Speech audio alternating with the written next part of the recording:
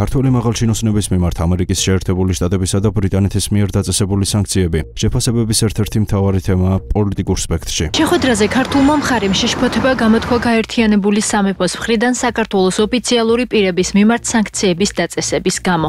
მაკაბოჭორიშვილმა განმარტა, რომ მსგავსი ქმედებები ზიანს აყენებს ორ ქვეყანას შორის არსებულ მეგობრობას.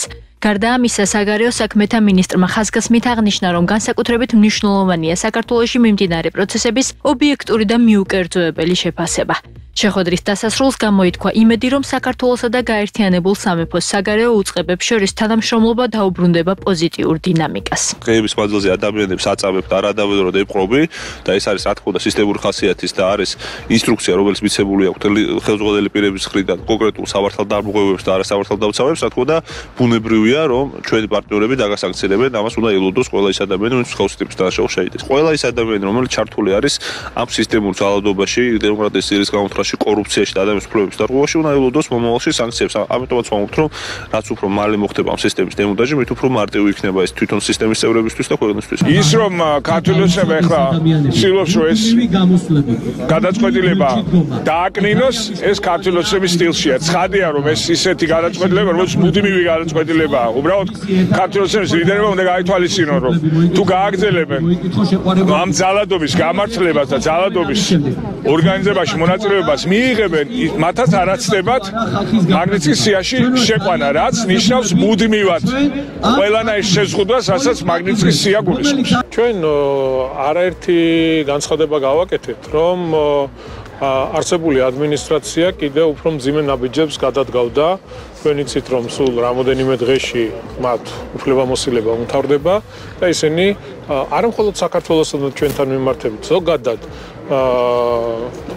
პროცესები რაც მიდის, მაქსიმალურად ცდილობენ, რომ ტრამპს დაუტოვონ მძიმე მემკვიდრეობა.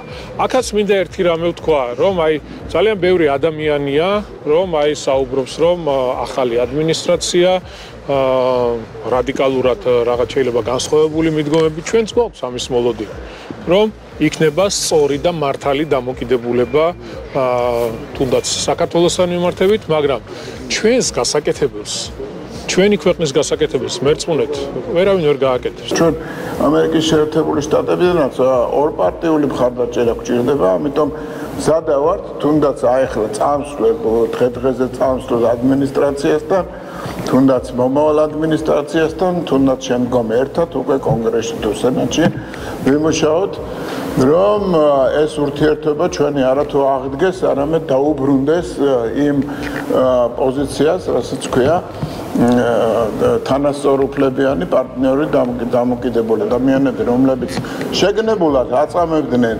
სიცოცხლეს ართმევდნენ, ღირსებას და ქონებას ართმევდნენ ადამიანებს და აი ამ რესურსით მართავდნენ მთელ ქვეყანას, სისტემურ დანაშაულს ჩადიოდნენ, რასაკვირველია მათ მიმართ, როდესაც არ გამოიყენებოდა არანაირი სანქცია, შენიშვნაც კი, რასაკვირველია ეს დიდ შეკითხვას ბადებს, მაგრამ ამ შეკითხვაზე პასუხიც არსებობს. ეს არის დღევანდელი მსოფლიოსათვის მახასიათებელი პრაგმატიზმი, რომელიც მნიშვნელოვანწილად არის ხშირ შემთხვევაში არის უსამართლო, მათ შორის საქართველოს მიმართ.